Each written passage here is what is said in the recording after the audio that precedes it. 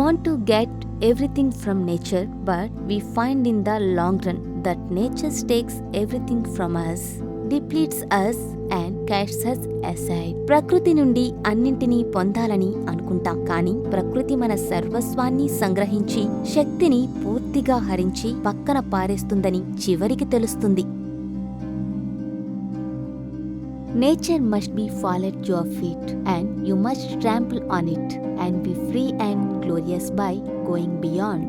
ప్రకృతి మీ పాదక్రాంతమవ్వాలి, మీరు దాన్ని మట్టి కరిపించి అతీతులవ్వాలి, ముక్తులై స్వేచ్ఛను సాధించాలి.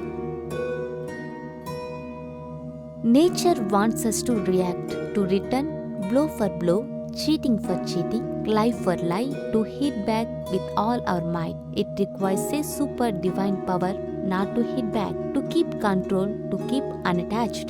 మనం ప్రతిచర్యకు పూనుకోవాలని ప్రకృతి కోరుతుంది, దెబ్బకు దెబ్బతీయమని చెబుతుంది, మోసానికి మోసంతో, మాటకు మాటతో, శక్తి కొద్దీ సమాధానం చెప్పమని ప్రేరేపిస్తుంది. కానీ ఈ ప్రతీకార వాంఛను అదుపు చేసి నిగ్రహాన్ని కనబరచడానికి దివ్యమైన గొప్ప శక్తి కావాలి.